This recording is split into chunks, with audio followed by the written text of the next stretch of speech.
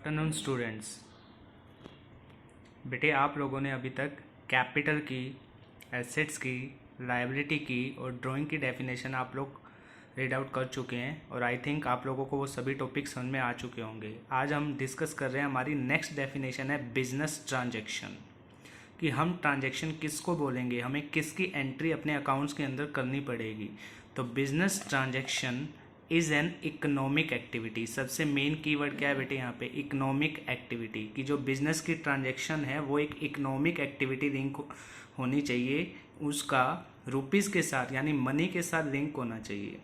A business transaction is an economic activity of the business that changes is financial position. एक business transaction वो economic activity है जो हमारे business की financial position को change कर दे। अब ये फाइनेंशियल पोजीशन का मीनिंग क्या होता है?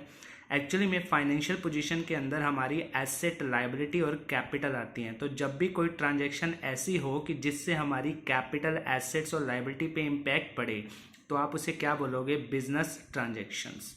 When ever any business transaction takes place, कहते हैं जब भी कोई बिजनेस ट्रांजेक्शन होगी, it results in a change in the value of some of assets, liability and capital.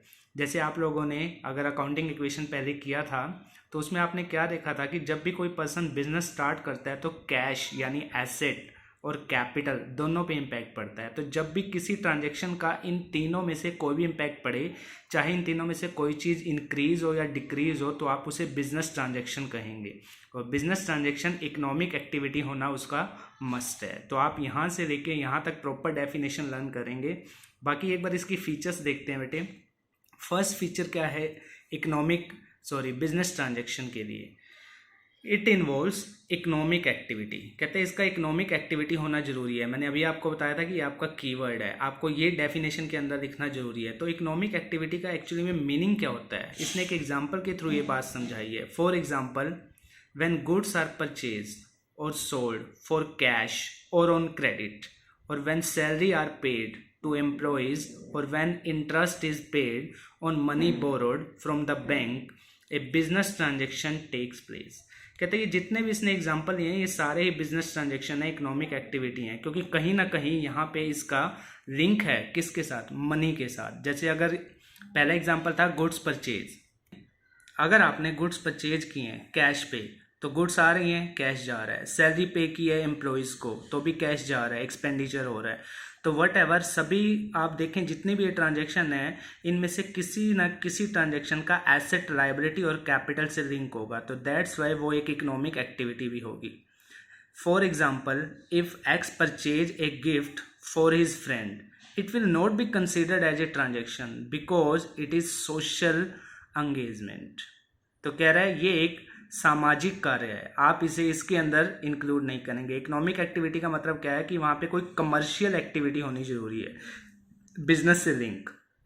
Second, transaction में be classified into two types, external and internal. कहते हैं transaction external भी हो सकती है और इंटरनल भी। एक्सटर्नल कौन सी होगी? जो एक बिजनेसमैन आउटसाइडर के साथ करे। और इंटरनल कौन सी होगी? जो एक बिजनेसमैन अपने इंटरनली करे। इसने दोनों का एग्जाम्पल दिया है। External transactions are those which involve economic activity between two independent business entity such as purchase और sale of goods, and internal transaction are those economic activity that take place entirely within one business entity such as depreciation charge on fixed assets. ये depreciation क्या होता है ये आगे आने वाली classes में समझाएंगे। तो जब कोई पर्सन बाहर वाले से कोई गुड्स खरीद रहा है या बेच रहा है तो उसे हम क्या नाम देते हैं? External transaction. और जब इंटरनली ही हम कुछ चार्ज करते हैं तो हम उसे क्या नाम देते हैं? Internal transaction.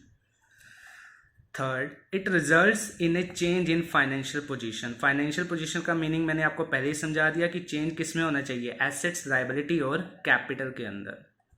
Change must be capable of being expressed in terms of money. और ये जो भी चेंज हुआ है आपको उसको मनी में कन्वर्ट करना जरूरी है। अगर आप उसे मनी में कन्वर्ट नहीं कर सकते तो आप उसे बिजनेस ट्रांजैक्शन का नाम नहीं दे सकते। इसने एग्जांपल दिया है loss of goods by fire और loss due to a customer's inability to pay our transactions because the losses can be measured in terms of money. कह रहा है आप लॉसेस को मनी में कन्वर्ट कर सकते हैं, तो आप इनको लिख सकते हैं तो आप इन्हें ट्रांजेक्शन भी कह सकते हैं। However when an efficient manager retires from the firm, हमने किसी मैनेजर को फर्म से रिटायर किया है due to age whatever, कोई भी रीजन हो सकता है, the loss to the business में बी क्वाइट लार्ज, इस वजह से हमें लॉस हुआ क्योंकि हमारा मैनेजर चेंज हो गया, but since it can not be measured in terms of money, क्योंकि एक क्वालिटेटिव नेचर का हो गया, it will not be a business transaction. तो ये क्वांटिटेटिव नेचर का होना जरूरी है, आपको इसको मनी की टर्म में कन्वर्ट करना जरूरी है, तभी आप उसे बिजनेस ट्रांजेक्शन कहते हैं। तो बेटे मेनली हमने डेफिनेशन ये लर्न करनी है। इसके अलावा ये कुछ फीचर्स बता रहा था। फीचर्स क्या थी कि ये इकोनॉमिक एक्टिविटी होती है, ये 2 टाइप्स की होती है, और इससे हमारी फाइनेंशियल पोजीशन में चेंज होता है, एसेट्स, लायबिलिटी और कैपिटल में, और change must be capable of being expressed in terms of money. तो इन चारों फीचर्स को जोड़ के हमारी क्या बनती है, बिजनेस ट्रांजेक्शन। अब हम सेकंड डेफिनेशन देखते हैं बेटे। सेकंड है event. An event is the consequence और रिजल्ट ऑफ ए ट्रांजेक्शन। कहते हैं जैसे ही आपके ऊपर ट्रांजेक्शन कोई हैपेंड होती है, उसके बाद जो रिजल्ट होता है, तो आप उस रिजल्ट को ही क्या नाम देते हैं, इवेंट। उस रिजल्ट को ही बेटे क्या नाम दिया जाता है, इवेंट। जैसे इसने एक एग्जांपल दे रखा है, बहुत बड़ी स्टेटमेंट, कि Sachin start business with the capital, he purchase goods for cash and sell 3/4 of these goods, he also played 2 lakh as rent of godown. तो इन सभी एक्टिविटीज़ को करने के बाद जो प्रॉफिट निकलेगा, उस प्रॉफिट को क्या नाम दिया जाता है, इवेंट। और ये जो इंडिविजुअल आइटम्स हैं, जैसे गुड्स परचेज की, बिजनेस स्टार्ट किया, इन सभी को क्या नाम दिया जाएगा, इंडिविजुअल आइटम को ट्रांजैक्शन। तो इसने, आप बुक में भी इसे देख सकते हैं, इसने ट्रांजैक्शन इसे कैसे बनाया कि इन्वेस्टमेंट हुई बिजनेस के अंदर, परचेज की गई गुड्स, कैश सेल हुई, गोडाउन का रेंट दिया, और इनका इवेंट क्या निकला, प्रॉफिट। प्रॉफिट कैसे निकाला, इसने सेल ली, सेल में से गुड्स जितनी बिकी हैं उनकी कॉस्ट माइनस की, गोडाउन का रेंट माइनस किया, जो प्रॉफिट आया उस प्रॉफिट को ये क्या नाम दे रहा है, इवेंट। यानी जस्ट लाइक जो आपका लास्ट में कंक्लूजन निकलता है, जो आपका प्रॉफिट और लॉस निकलता है, आप उसे क्या नाम देते हैं, इवेंट। तो इवेंट की 1 लाइन ही डेफिनेशन है बेटे, इवेंट इज द कॉन्सिक्वेंस और रिजल्ट ऑफ ए ट्रांजेक्शन। अब हमारी थर्ड डेफिनेशन, आज हम ये छोटी छोटी डेफिनेशन कर रहे हैं। अकाउंट, वेरी इंपॉर्टेंट डेफिनेशन है बेटे, account. In actual practice, the individual transaction of like nature are recorded, added, subtracted at one place. ये क्या कहना चाह रहा है, कहता है एक्चुअली प्रैक्टिस में जब किसी इंडिविजुअल यानी एक पर्सन से लिंक सेम नेचर की आइटम्स को एक ही जगह रिकॉर्ड किया जाए, अगर वो कुछ और हमसे खरीदता है ऐड किया जाए, उसने हमें कुछ पैसे दिए हैं सब्ट्रैक्ट किया जाए, उस पर्टिकुलर प्लेस को, सच प्लेस को कस्टमरली टर्म्ड एज एन अकाउंट, उस प्लेस को क्या नाम दिया जाता है, अकाउंट। जैसे कि आप सिंपल लैंग्वेज में भी समझ सकते हैं कि आपका कोई बिजनेस है, आप क्लॉथ मर्चेंट हैं, तो आप जहाँ से गुड्स खरीदते हैं उस पर्सन का आप रिकॉर्ड रखते होंगे और एक पर्टिकुलर पेज पे रखते होंगे। तो उस पर्टिकुलर पेज पे जितना आपने उससे माल खरीदा आप रिकॉर्ड करते हो, जितना और आया उसको वहाँ पे ऐड करते हो, जितनी आपने उसे पेमेंट दे दी उसे सब्ट्रैक्ट करते हो। तो वो जो प्लेस है, वो जो जिस पेज पे आपने उसे फॉर्मेट रूप में, फॉर्मेट के अंदर लिखा हुआ है, such place is customarily termed as an account, उसी को हम अकाउंट नाम देते हैं। एक्चुअली में ये क्या कहना चाह रहा है, कहता है अकाउंट ऐसा होता है, जैसे कि इसने कैश का बना रखा है टी शेप का, ये साइड यानी आपकी जो लेफ्ट हैंड साइड होती है, आप उसे क्या नाम देते हैं, डेबिट, और शॉर्ट में इसे लिखा जाता है डीआर। और जो आपकी ये राइट हैंड साइड होगी, आप इसे क्रेडिट बोलते हैं, शॉर्ट हैंड इसे लिखते हैं credit.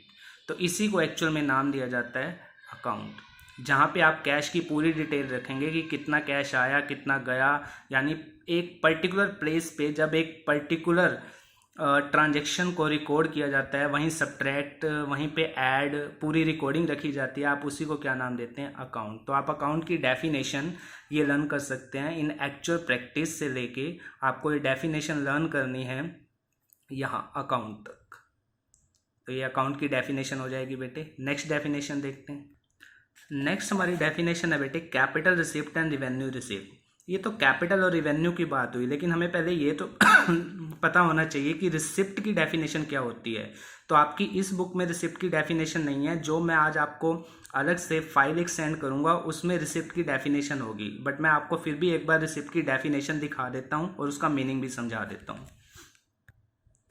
Receipt, receipt is the amount receive, जो आपको रिसीव हुआ है, और रिसीवेबल या फिर रिसीव होना बाकी है, क्योंकि जब आप गुड्स सेल करोगे तो कुछ तो कैश सेल होती है, कुछ क्रेडिट सेल होती है। तो रिसीव वर्ड यूज होता है जितना पैसा मिल गया, और रिसीवेबल जितना मिलना बाकी है। तो receipt is the amount received और रिसीवेबल फॉर सेलिंग एसेट्स। कहता है अगर आपने क्या सेल किया है, कोई भी एसेट्स, कोई भी गुड्स एंड कोई भी सर्विसेज। एसेट्स क्या होती हैं, ये डेफिनेशन पहले हम रीड आउट कर चुके हैं। गुड्स की हम अभी देखेंगे आगे आने वाली क्लासेस में। और सर्विसेज आप सब जानते ही हैं, जो हमें दिखाई नहीं देती लेकिन लोग हमें प्रोवाइड करते हैं सर्विसेज। कुछ लोग सर्विसेज का काम करते हैं तो कुछ लोग गुड्स का काम करते हैं। तो इन तीनों चीज़ों को बेचने से जब कुछ पैसा रिसीव होगा या रिसीव होना बाकी है, आप उसे क्या नाम देते हैं, रिसिप्ट। फिर ये कह रहा है receipts are further categorize into revenue receipt and capital receipt. अब हमें कैसे पता चले कि ये रिवेन्यू है, ये कैपिटल है, ये रिवेन्यू है, कैसे, तो उसकी डेफिनेशन हम अभी देखते हैं कि रिवेन्यू एंड कैपिटल रिसिप्ट में क्या डिफरेंस होता है। तो इसने ये एग्जाम्पल से बात समझाई है बेटे। Example of capital receipt, amount receive from sale of fixed asset. जब भी आप कोई एसेट या इन्वेस्टमेंट सेल करेंगे तो जो भी पैसा आपको रिसीव होगा या रिसीवेबल है, आप उसे क्या नाम देते हैं, capital receipt. Capital contributed bye proprietor, यानी जो प्रोप्राइटर अपने बिजनेस में पैसा लगाता है, तो बिजनेस के पॉइंट ऑफ व्यू से तो पैसा आ रहा है ना, हम ये जो भी ट्रांजेक्शन करते हैं बेटे बिजनेस के पॉइंट ऑफ व्यू से करते हैं, प्रोप्राइटर के नहीं। तो प्रोप्राइटर ने अगर बिजनेस में कैपिटल और इंट्रोड्यूस किया है तो कैपिटल रिसिप्ट होगी बिजनेस के लिए। पार्टनर्स और मनी ऑब्टेन फ्रॉम इशू, यानी जो भी पार्टनर्स ने और कैपिटल कंट्रीब्यूट की है, या फिर issue of share. Issue of share क्या होता है ये हम बाद में डिस्कस करेंगे। फिलहाल आप इन्हीं दो टॉपिक को काउंट कर लें बेटे, कि प्रोप्राइटर जो पैसा लगा रहा है या पार्टनर कोई और पैसा लगा रहा है, तो बिजनेस में पैसा आ रहा है तो आप उसे क्या नाम देते हैं, कैपिटल रिसिप्ट। लोन, अगर आपने लोन लिया है तो लोन के अकॉर्डिंग भी जो आपको पैसा रिसीव होगा आप उसे क्या नाम देते हैं, कैपिटल रिसिप्ट। फिर रिवेन्यू रिसिप्ट क्या है, money obtain from sale of goods. जब आप गुड्स सेल करेंगे तो जो आपको पैसा मिलेगा आप उसे क्या नाम देंगे, revenue receipt. Commission and fees receive for services rendered, अगर आपका काम गुड्स की बजाय सर्विसेज देना है, जैसे एक आर्किटेक्टर आपको मैप वगैरह बना के देता है तो आप उसे जो फीस दे के आते हैं तो उसके लिए वो फीस क्या होगी, revenue receipt. Interest and dividend receive on investment, आपने कहीं पैसा लगाया हुआ है, वहाँ से आपको इंटरेस्ट रिसीव हुआ है। डिविडेंड भी जस्ट लाइक प्रॉफिट का पार्ट होता है, आगे आने वाली क्लासेस में समझाऊंगा कि डिविडेंड क्या है।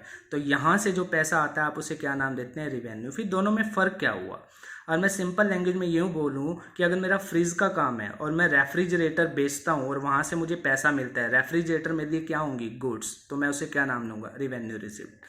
लेकिन अगर मेरा रेफ्रिजरेटर का ही काम था और मेरे पास कुछ फर्नीचर पड़ा था ऐसे ही, और मैंने उस फर्नीचर को सेल किया, मुझे पैसा मिला, यानी एसेट सेल किया है, तो आप उसे क्या नाम देंगे, कैपिटल रिसिप्ट। यानी जिस चीज़ में आप डीलिंग करते हैं, अगर गुड्स बेचने से आपको पैसा मिलता है तो रिवेन्यू, अदर कोई एसेट अगर आप सेल करते हो और वहाँ से आपको पैसा मिलता है तो आप उसे क्या नाम देते हैं, कैपिटल रिसिप्ट। तो मैंने आज आपको बेटे 4 डेफिनेशन समझाई हैं, बिजनेस ट्रांजैक्शन, इवेंट, अकाउंट और रिसिप्ट की। इन चारों डेफिनेशन को आप लर्न करेंगे और राइट के लिए मैं अलग से फाइल आपको सेंड करूँगा।